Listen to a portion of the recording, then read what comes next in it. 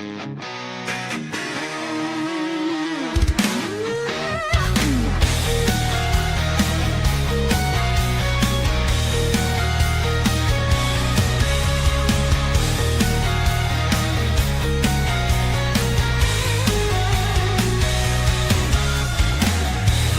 go up, the crowd's in a buzz. Hawk talk, stop from mighty thud. Voices sharp like a razor blade. Breaking news like a wild cascade. Tune in now, it's time to soar. Hawk talk brings us what you're here for. Bold predictions, call it how we see. We're the voice that sets you free.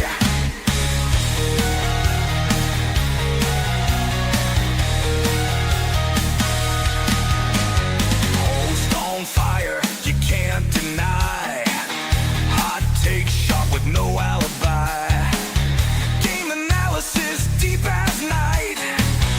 Get ready for an epic ride. Tune in now, it's time to soar. Hawk talk brings us what you're here for. Bold predictions, call it how we see. We're the voice that sets you free. We call the plays before they happen. Feel the rush as the crowd is clapping. Stand tall with your team above. Hawk talk anthem, feel the love.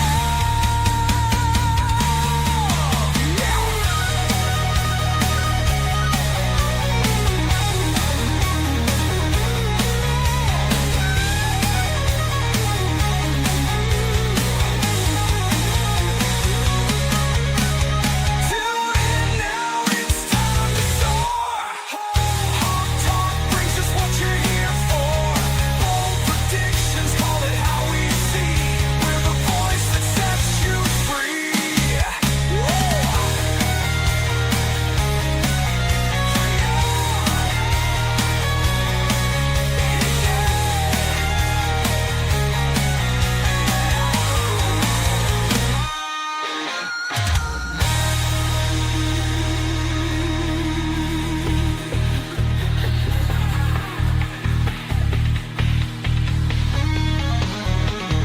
Tune in now, it's time to soar.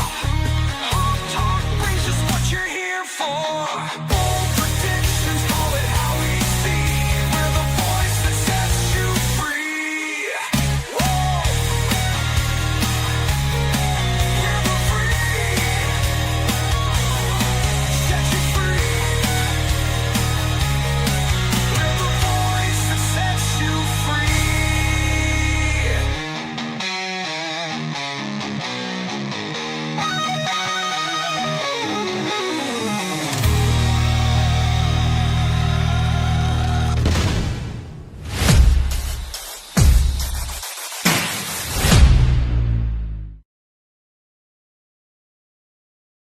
Welcome in this morning. Welcome in. How is everybody doing today? We have got an outstanding Tuesday to go over with everyone. By golly, George, what an absolutely freaking fantastic night we had. A beautiful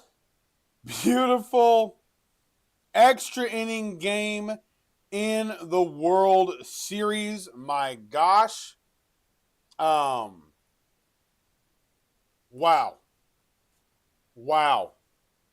I tell you what, we have had a wild MLB season. This year has been different. This year has been exhilarating on many levels. The postseason has produced classics that are absolutely amazing. Last night, we got a 2-for-1. The LA Dodgers won on a walk-off solo home run by Freddie Freeman to dead center. And I mean dead center in Dodger Stadium. And I know, and I said this because I was talking to Big J, this was awesome. This was awesome. I know every Blue Jay fan was asking the same question. Why did we pitch to Freddie Freeman?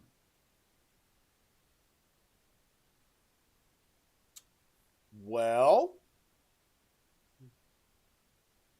honestly, I'm not sure. But in the ebb and flow of the game, now I will say with 2 out, I'm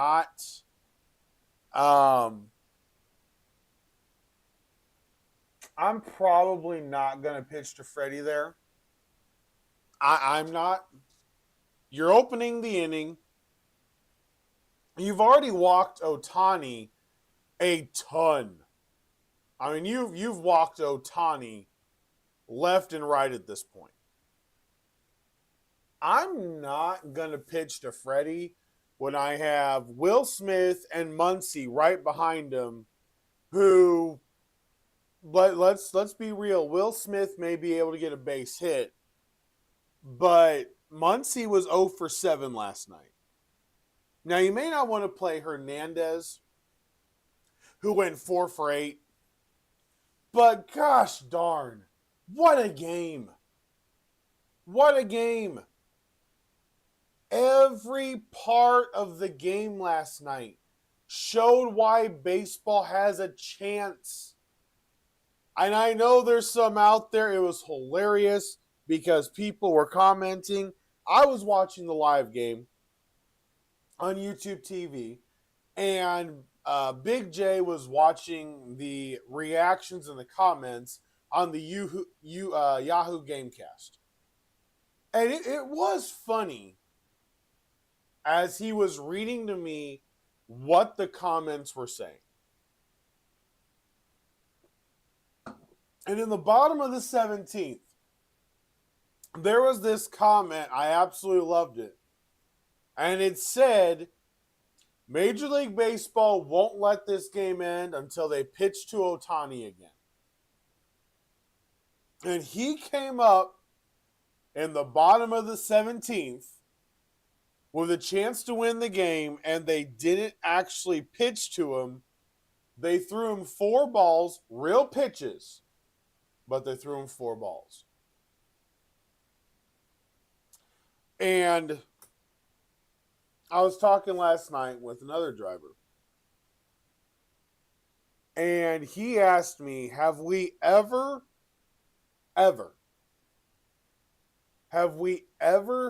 had a player of this caliber?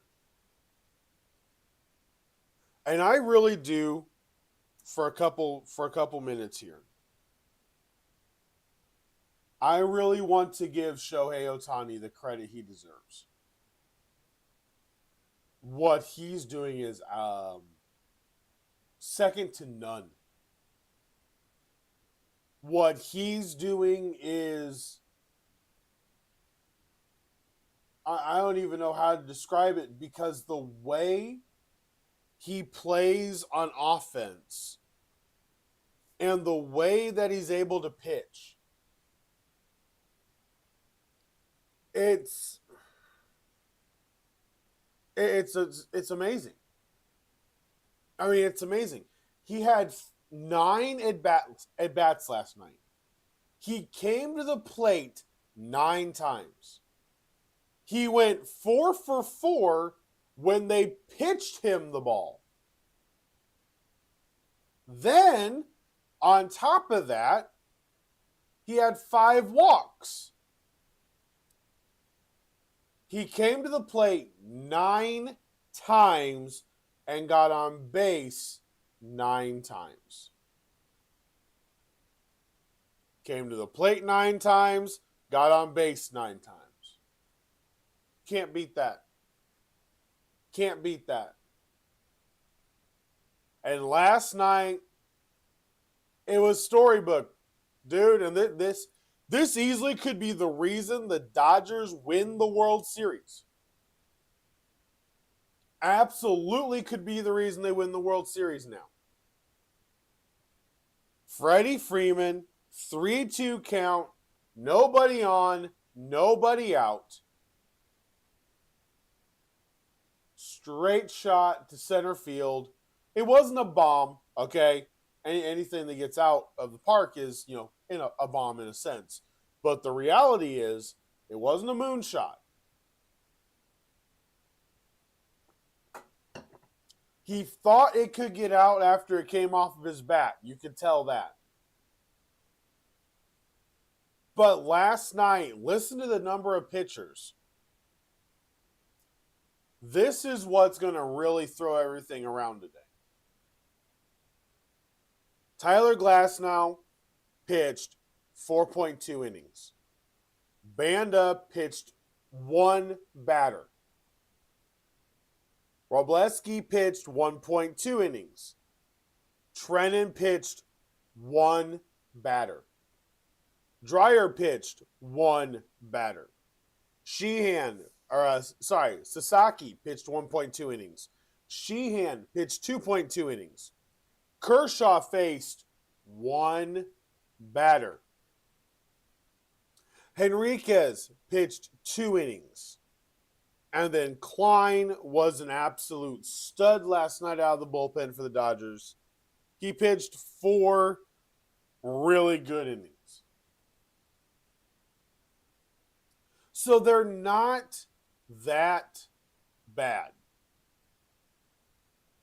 The Blue Jays, Scherzer pitched 4 1/3.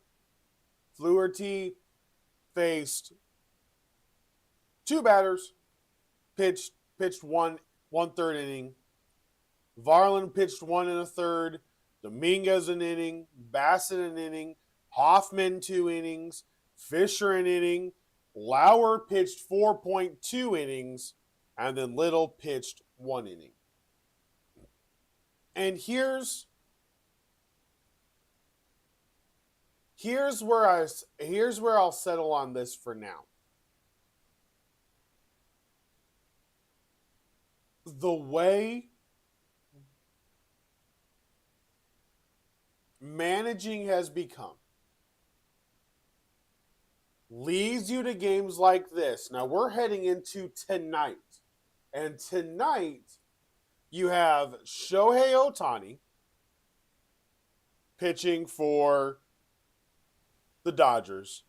And you have Shane Bieber pitching for the Toronto Blue Jays. The reality is, and I said this the other day, I think I said it yesterday, the Blue Jays have to be able to win with their bats. They're not going to be able to win it on pitching. Dodgers have them on pitching. They got to win it with their bats. Tonight's game easily could show the fortitude of the Toronto Blue Jays. Or they could be too tired. The game could be long. The game started at 5 o'clock local time and ended at midnight local time. It was a 7-hour game. Well, you played 18 innings. You played 2 full baseball games.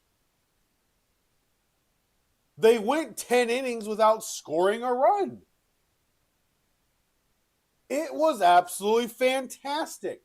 The World Series is on the line, and the teams are acting like it. And it's been great. It's been great. I love it. I absolutely love it. All right. The NHL has something going on today that they have been fired up for. But last night, they only had 2 games. And unfortunately, none of them went to overtime.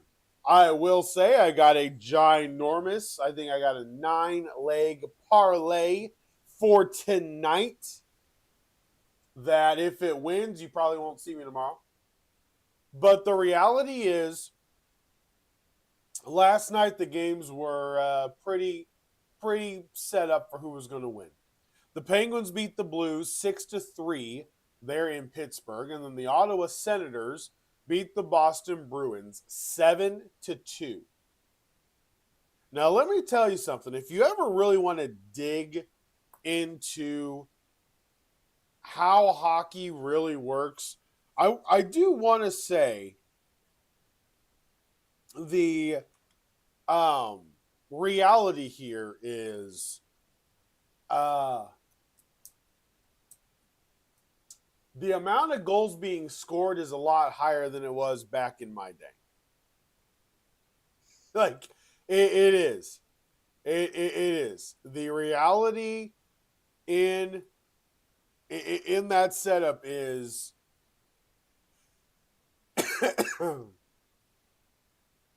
the amount of goals, the amount of precision with the shot. See, there's something about hockey that I absolutely love. And this is what it is. Okay? This is what it is. Hockey didn't change the size of the net. Hockey didn't change the size of the puck. Hockey didn't change the size of the ice rink or the lines on it. They are just getting better. Tonight, we have hockey. And we have a full slate of hockey. And I do mean a full slate. Everybody is playing tonight. 1, 2, 3. I absolutely love it. To open the evening at 6 o'clock, we have the Penguins and the Flyers on ESPN in Philadelphia. At 8:30, we have the Capitals and the Stars. They're in Dallas. That should be a really good matchup. And then at 11 o'clock, we have a nightcap with the Los Angeles Kings and the San Jose Sharks. Which, by the way, the Sharks have not won at home yet. They have 2 losses and 2 overtime losses. But every team in the NHL plays today. All 32 teams. If you have ESPN Plus, the rest of the matches, the rest of the bouts on the ice will be on ESPN Plus. I have a 9-leg parlay for tonight. Is it going to hit? Absolutely not. But I can dream, can't I? I can dream. Okay, now let's move over to basketball. Let's do a quick run through, and then we'll hit the Monday Night Football game before we get to everything else there with the injury list, which today there's a couple on there. All right, number 1. Cleveland in the opening game on Peacock last night. Hopefully you guys were able to catch that. Really just drubbed the Detroit Pistons 116-95. The Philadelphia 76ers continued their start. They are now 3-0. The Magic are 1-3. I'm not sure what the issue is. I will be honest. Their defense doesn't look as crisp this year, but they do have, last night they had 7 blocks. The only thing is the 76ers had 9. So Orlando just doesn't look as fast right now. Banchero had 32 points, 5 assists, 7 boards. Carter had a double-double with 10 points and 10 rebounds. They're not doing bad. Just the Magic haven't put a ton together early on in the year yet. Tyrese Maxey had 43 points, 15 of 32 from the field, 4-11 from three-point range, and 9-10 from the free throw line. In Chicago, the Bulls are 3-0. Don't look now. The young Bulls are 3-0. They knocked off the Atlanta Hawks. Trae Young was ice cold from three-point range, going 1 of 10 from the floor for the Hawks. And for the Bulls, just consistent. They shot over 50% from the floor. Vujacic had 17 points, 17 rebounds. Giddey had 18 points, 13 rebounds.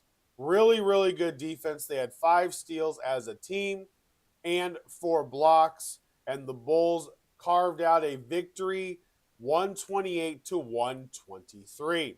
Houston Rockets finally get a W at home against the Brooklyn Nets, who just don't seem to be able to really compete against anybody right now. Durant led the way with 19 points. Sengun had 21. And the reality is, it was a well-rounded game. The Houston Rockets shot 57.6% from the floor, and that was it. The Boston Celtics got their first win in stunning fashion. 122-90 over the Pelicans. The Pelicans lose again. Last night they did not have Zion Williamson. I believe he is hurt once again. The Pelicans only shot 33% from the floor. The Celtics shot 48%. That would be why it was such a big game. The San Antonio Spurs are undefeated. I said look out for them. I actually placed the bet when I told you guys I think the Spurs could end up winning the division. Harrison Barnes, 6-7 from the field, 18 points. Stephon Castle, 22 points. Wembanyama, 24 points, 15 rebounds. Honestly, this team looks good. They knocked off the Raptors 121-103. The Oklahoma City Thunder had to save their necks last night. SGA had 23 points, 8 assists. Chet Holmgren added 18 points and 11 rebounds. Hartenstein had 16 points, 12 rebounds. Anthony Davis had 26 points, 11 rebounds. They started Washington at center next to Davis, 15 points, 9 boards. Cooper Flag got hurt, but he had a really rough night shooting. I'm not so sure Dallas is great for what he's doing because they're making him kind of play point guard, and I don't think that's great for him.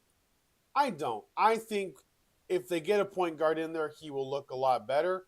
But the Thunder are still undefeated. Their win 101-94 last night. The Utah Jazz came back in overtime, beating the Phoenix Suns 138-134 in a very exciting and thrilling game. Devin Booker had 34 points, marking the first Jazz player since the mailman, Karl Malone, to go over 50. 14-32 from the field, 6-13 from three-point range, and perfect. A 17 of 17 from the free throw line with 14 rebounds. And to top it all off, they wore the old purple jerseys last night, and they looked pretty gosh darn good while doing it. And then the last game of the night, the Minnesota Timberwolves beat up on the Nuggets beat up on the injured Minnesota Timberwolves. Jamal Murray went off for 43 points, only had 3 assists, 6 boards. Jokic, though, Joker got his triple-double, baby. 25 points, 19 rebounds, and 10 assists. Jamal Murray was 16 of 29 from the floor. And for the Timberwolves, Dante DiVincenzo, Jaden McDaniels are not going to fill in for what Ant is, but I do believe they are making the correct move by not bringing in Ant quickly. They said they're going to reassess after this week, and then they'll kind of go from there. All right. So now let's get to last night's Monday Night Football game. So in this game, I was watching last night. Patrick Mahomes was 25 of 34, He was sacked 3 times. The Commander defense forced 2 fumbles, 2 interceptions of Patrick Mahomes. The running game outside of Mahomes was 27 rushes for 118 yards. So not as bad as it's been. But I was watching this game and there was a drive in the third quarter. Okay. There was this drive in the third quarter.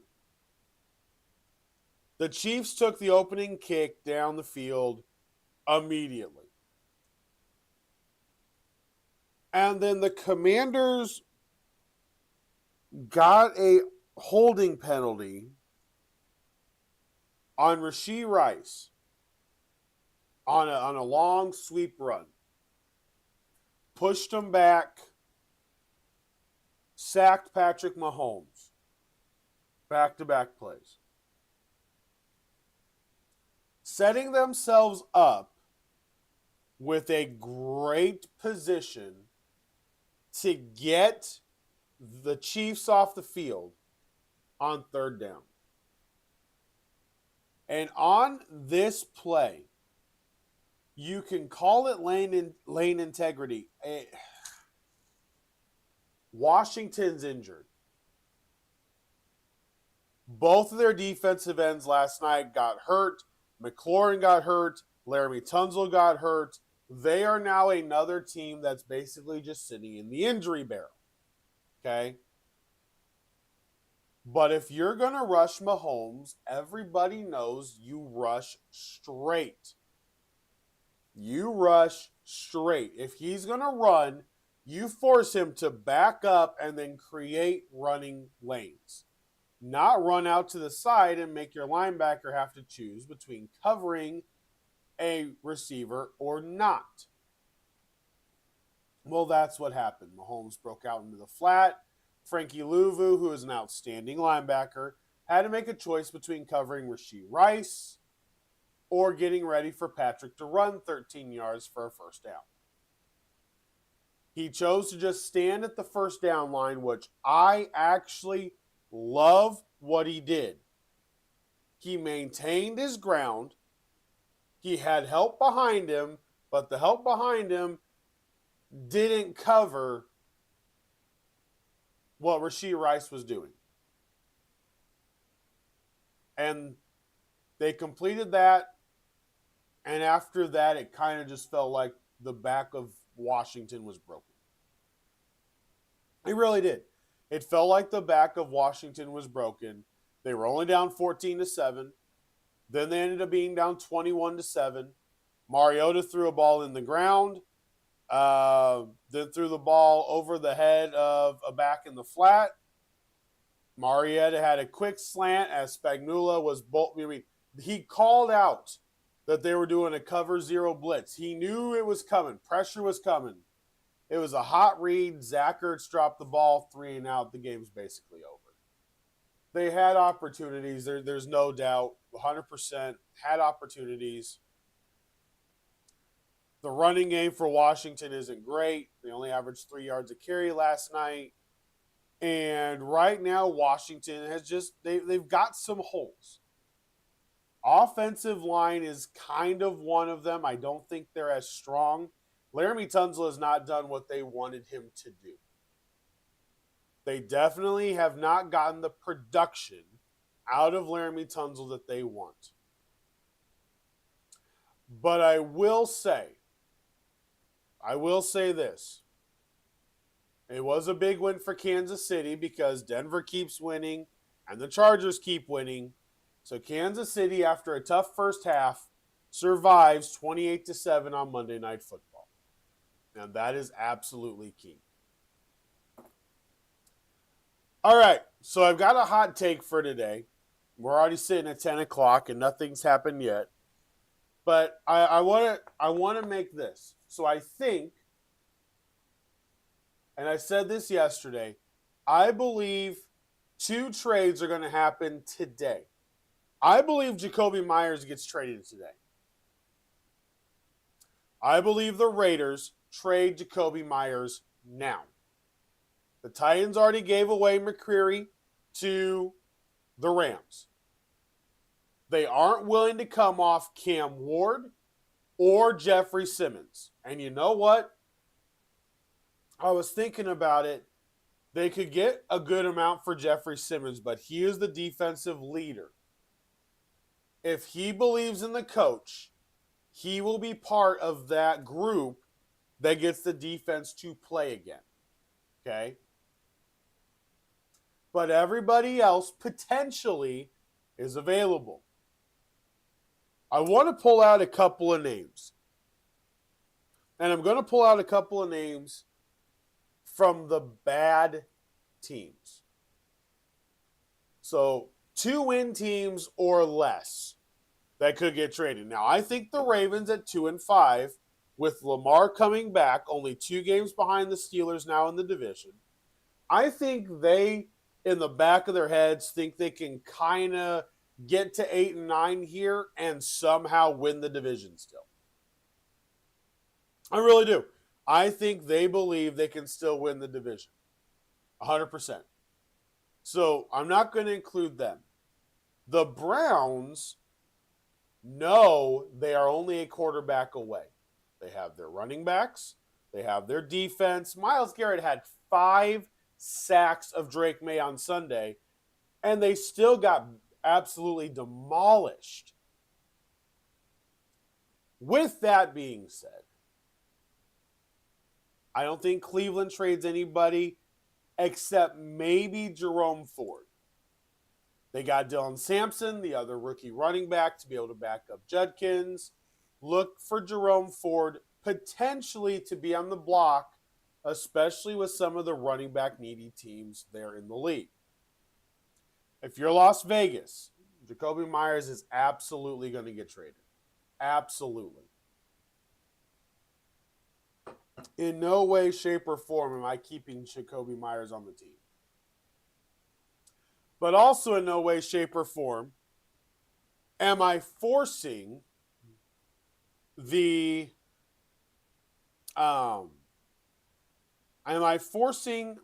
fans to have to watch Geno Smith play.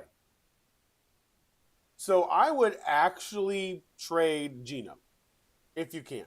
I would trade Geno. Take the loss. You're going for next year anyway, getting a quarterback.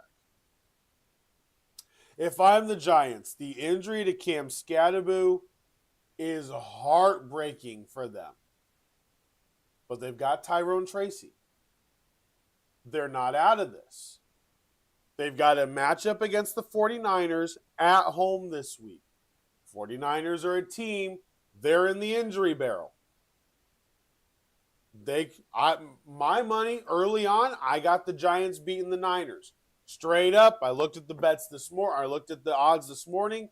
Straight up, I put in my bet. Giants over Niners. It's on Hawks pick 6. I know it's only Tuesday, but I'm telling you now, it's there. I got the Giants over the Niners. The Niners defense isn't great. The Giants play much better at home. And I think Jackson Dart will play decent at home. And I think the Giants are one of the teams that need to go get a receiver. I think the Giants could benefit from getting a Jacoby Myers. I think the Giants could benefit from getting Jalen Waddle. They could benefit from getting a Calvin Ridley in Tennessee.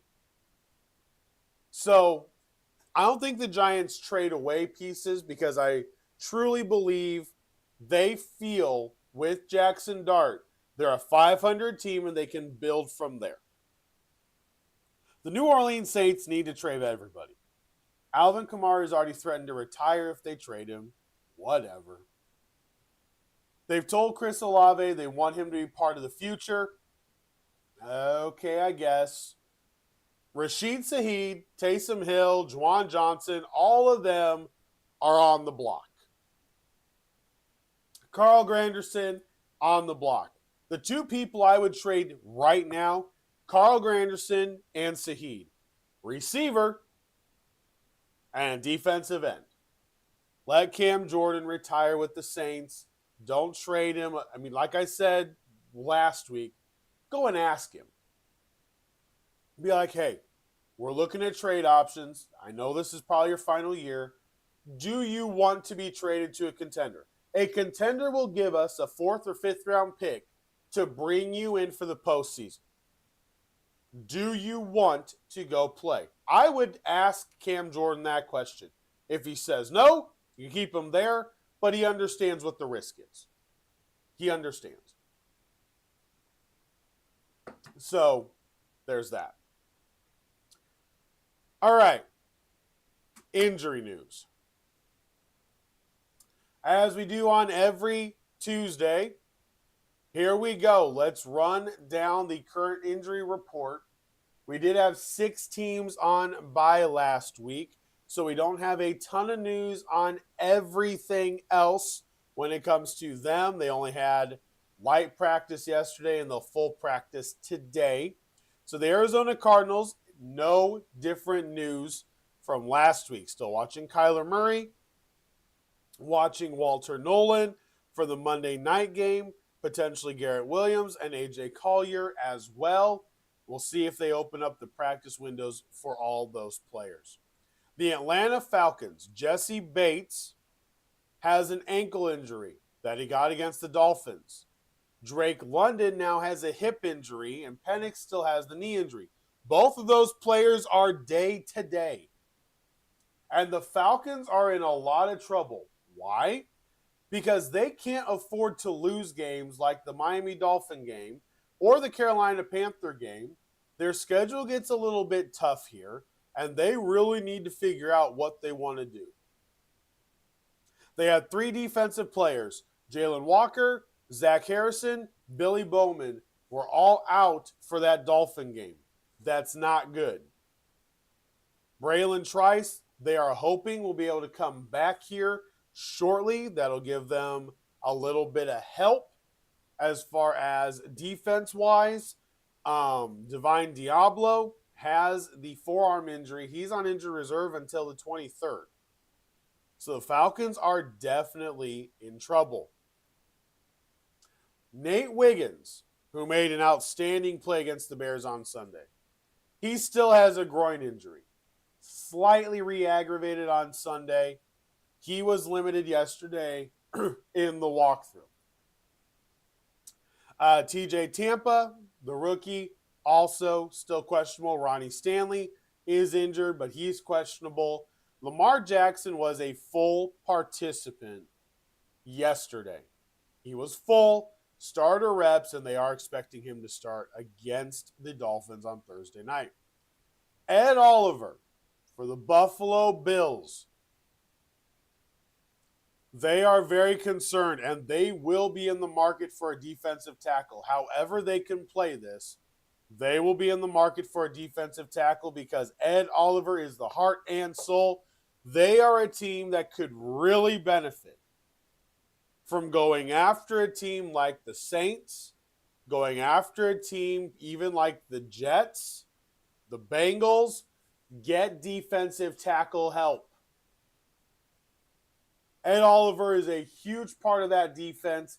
He's the leader. They fear he's got a torn bicep. He could be out for a while, potentially out for the year, but if they make the playoffs, he could return for the playoffs. So I will say there's slight hope, but I fully believe you need to have a contingency in place. You need to bring somebody else in. At this point, I'm not sure who you're going to go after necessarily, but you've got to try to make a move. Terrell Bernard was active for the game against the Panthers, but he did not start. TJ Sanders, Damar Hamlin, they can't come back till the 16th. So right now the Bills defensively are injured. The Carolina Panthers, Bryce Young, he did a running session yesterday. They're hoping that he will practice on Wednesday, But right now, there is no guarantee. Andy Dalton may start again against the Packers, which case take the Packers and just fly with it because it's in Lambeau. But Bryce Young, they're hoping will start running again on Wednesday. Derek Brown said that he doesn't believe his knee injury is a serious one or significant. Trevin Wallace has a stinger that he ended up getting during the game against the Bills. Taylor Moton was ruled out after a knee injury on Sunday. Jimmy Horn Jr. is questionable with a shoulder injury. So the Panthers kind of have that injury bug creeping in. The Chicago Bears have a Caleb Williams problem. Very much a Caleb Williams problem. It is only a Caleb Williams problem at this point. They may not have a lot of depth, but the reality is it's a Caleb Williams problem. Dominique Robinson is going to be out for a few weeks with a high ankle sprain. Shamar Turner is going to actually miss the rest of the year with an ACL tear. So that is 2 defensive players they're going to lose for the next 5-6 weeks. Turner won't be back until next year. Zacchaeus, the receiver, is day-to-day with a knee injury. Luther Burden is currently in concussion protocol after getting a concussion against the Ravens on Sunday. As we continue on in the NFL, the Cincinnati Bengals, Trey Hendrickson, is day-to-day with his hip injury. They really need him to be good because they need to be able to trade him. They really need to be able to trade him. So they need Hendrickson to get to the point where they can get a 4th or 5th round pick for him. They still need to trade him. If he gets healthy, they need to trade him. You're going to get nothing for him if you don't. Joe Flacco now has a shoulder injury. Dalton Risner, the guard, was actually sick on Sunday against the Jets. That's why he was out. He'll be back this week. The Cleveland Browns, Tyson Campbell is now in concussion protocol, the corner that they got from the Jaguars. Then you have Quinshon Judkins is day-to-day with a shoulder injury. Carson Schwarzenegger sustained a high ankle sprain. We'll see what happens with him. Rayshawn Jenkins has a groin injury and is considered day-to-day. The Dallas Cowboys. Elijah Clark went out against the Broncos on Sunday with a rib injury. There currently is no update on him. Connor Beebe left the game against the Broncos and has an ankle injury that could keep him out multiple weeks. Trayvon Diggs, with a concussion. This is another player being put on injured reserve with a concussion. I'm proud of these teams for doing this. Trayvon Diggs cannot come back till November 27th. So that is a big blow for the defense of the Cowboys, which already isn't great. And speaking of defense, the Broncos got beat up on defense. Patrick Surtain may go on IR after suffering a pectoral strain, which could really affect what the Broncos can do defensively, as Surtain is definitely one of the top 5 corners in the NFL. Love watching him play. But if he is out for 4 weeks, that is going to open the door for other teams to be able to jump in there. Marvin Mims is in concussion protocol after getting concussion against the Cowboys. The Detroit Lions, hopefully they got healthy over the weekend. Well, guess what? Daniel Thomas, safety. Malcolm Rodriguez, linebacker.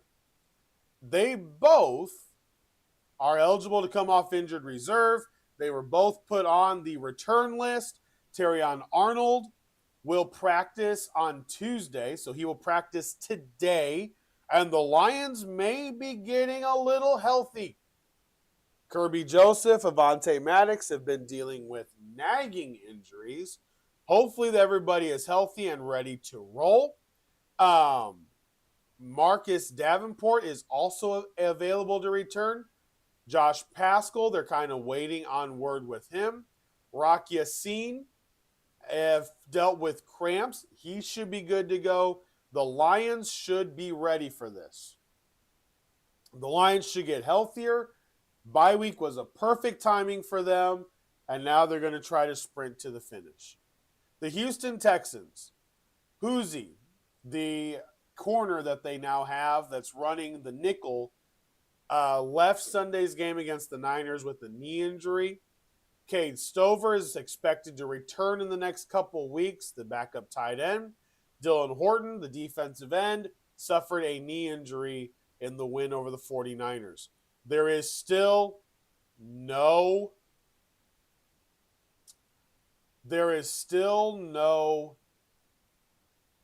return timeline for Joe Mixon of the Houston Texans. It is actually a really weird situation. We'll see how it all plays out. I think that's the best thing I can say is we'll just see how it all plays out. All right.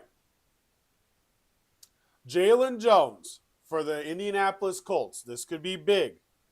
He may be activated from the injury reserve ahead of the game against the Pittsburgh Steelers this Sunday. Anthony Gould, again, another injury. Gould, he now has a knee injury, and he left the game against the Titans on Sunday. Jacksonville was able to get healthy. They had their bye week right when you want it. They're ready to come in. They got the Raiders this week. Tim Patrick, Eric Murray, Brian Thomas, Devin Lloyd, Quentin Morris, everybody that's had nagging injuries should be back and ready to play the Raiders this week. Look out. The Raiders, even though they're coming off of a bye as well, may not be great. The Kansas City Chiefs, Trey Smith was inactive last night for the game against the Commanders. I believe it's because they felt they could beat the Commanders without him, and they got the Bills coming up next week. The Raiders should be healthy. Polamalu, Crosby, Brock Bowers, Jacoby Myers, I think gets traded. Get him off the injured list. I think he gets traded today. I think they get him off of there. The Los Angeles Chargers, Derwin James, Herb Still, Austin Douglas, Mekhi Becton, Tony Jefferson. They're hoping to get all those players back heading into this week's battle against the Tennessee Titans after getting that victory on Thursday Night Football, getting the extra rest. The Rams are still healthy. Rob Havenstein is expected to come back here in Week 9. Puka Nacua, perfect off break, perfect bye week. He's expected to come back as well. The Miami Dolphins did do a very good job on Sunday. I do not want to take that away from them. Two of the players that could easily be traded, Ashton Davis and Bradley Chubb. Bradley Chubb didn't practice yesterday with the shoulder injury. Austin Davis has a quadriceps injury. But both of those players are absolutely on the block, on the trade market. Watch for how that ends up playing out. The Minnesota Vikings yesterday put Carson Wentz on injured reserve. Season-ending shoulder surgery, which means J.J. McCarthy, unless they make a move, is going to be the starting quarterback from here on out. Comes back with the road game against the Lions upcoming.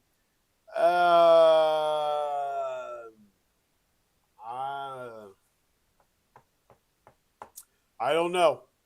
He better have learned a lot of stuff while he's been sitting on that sideline. He better be ready to throw the football. Kevin O'Connell needs his offensive line to block and run block and control the game.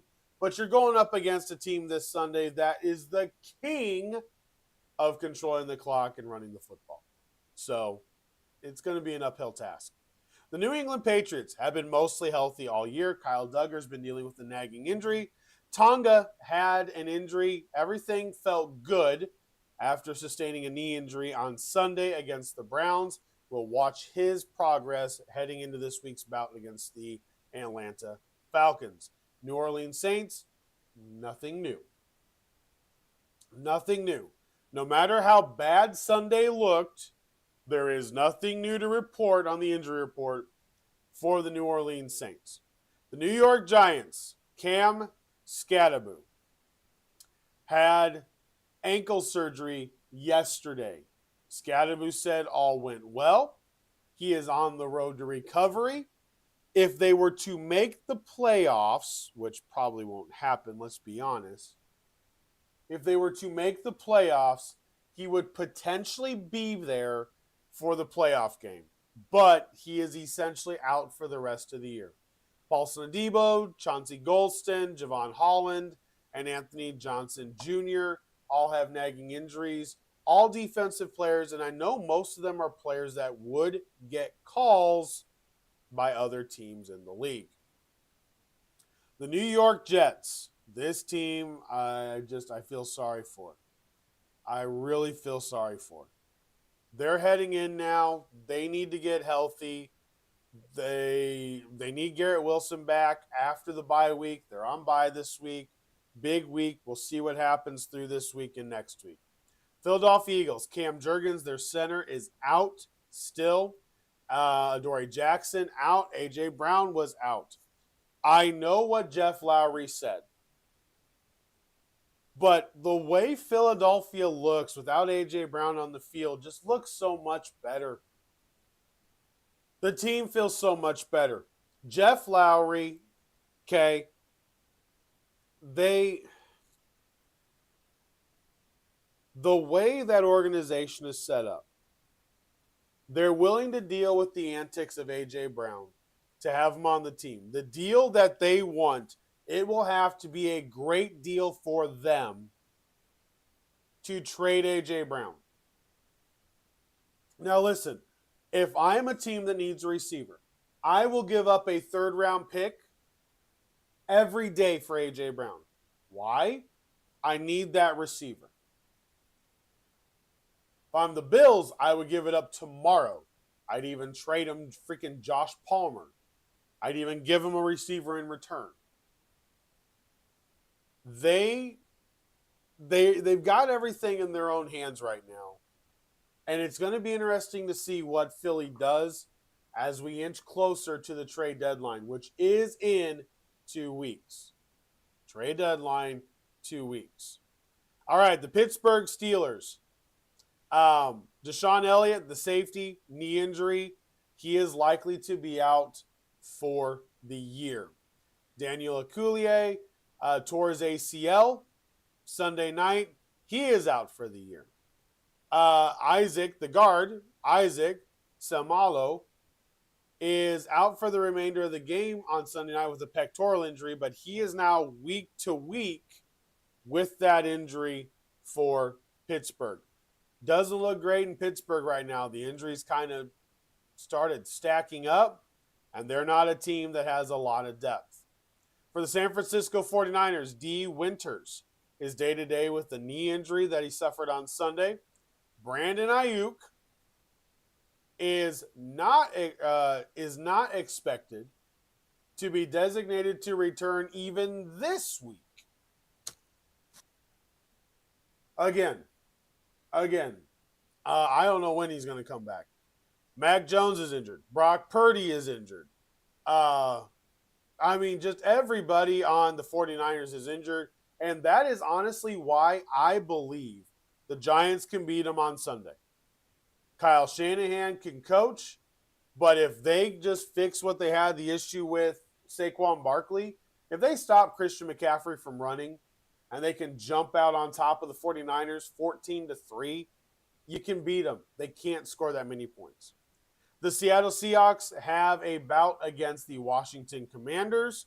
They designated Robbie Oots, the fullback, to come back from injured reserve.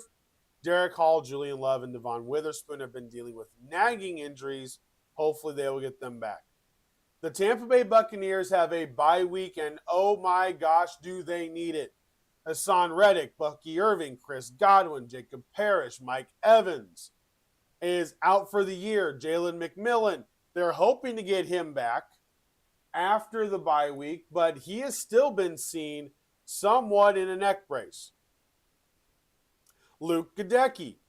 They are hoping to maybe get back after the bye week. It's just, it's been bad. It's just been bad in Tampa Bay, but they're still winning. They're still okay. Tennessee Titans got smoked again. Jeffrey Simmons, Calvin Ridley, Bryce Oliver, Arden Key, Blake Hance, all on the nagging injury list. Darrell Baker has a potential concussion, so he may not be available for the game this week against the Chargers. Ollie Gay got a knee injury against the Colts. He is day-to-day as well. The Washington Commanders, last night, Terry McLaurin injured his quad again, and he's going to take it day-to-day. Matt Gay ended up going out last night for the Commanders, which could be a blessing in disguise. Could be a blessing in disguise. He has a back injury, and obviously a field goal kicker kind of needs the back to work. What you're worried about is Laramie Tunzel, the two backup defensive ends, seeing how that plays out. That's your big issue. And then hoping Jayden Daniels is back for next week. That's what you're hoping. All right. There we go. There we go. Another day down. Another day down. Tomorrow we'll do the fantasy update, fantasy football. We'll talk about some of the games upcoming. I will not be live until tomorrow at 10 a.m. I have something at 9 o'clock, actually, in the morning. So I will not be live until 10 a.m. tomorrow. But we will go live, and we'll talk over whatever news happens over the weekend. We got Game 4 of the World Series tonight, a complete slate of national hockey games. We got NBA games, not a ton, but the NBA games remember, they are on NBC on Tuesday night. And there we go. It's what we got. That is what we got. So up until tomorrow, we'll take a 23 and a half hour break till we go live tomorrow. 23 and a half hour break. And we'll be back tomorrow. We'll go over whatever news there is, recap the night's happenings, and we'll start looking ahead to Week 9 in the NFL and Week 10 in college football. As always, I appreciate every single one of you guys. Thank you so much for hanging out with me today. Make sure to like, subscribe, and share the podcast. I deeply appreciate it. I've got a couple of thoughts on football tomorrow. We're going to rank some of the trade targets in the NFL, and we're going to rank the current available positions in college football. We're going to rank them from least to most desirable, in my opinion, right now, and I'll give you the reasons why. So that is what we're going to do tomorrow. But until then, make it the best day you can. Have a fantastic rest of your day, and I will see you guys tomorrow. Until then, for Sports Talk with Hawk, I am Hawk, and I'm out. Have a great day, guys.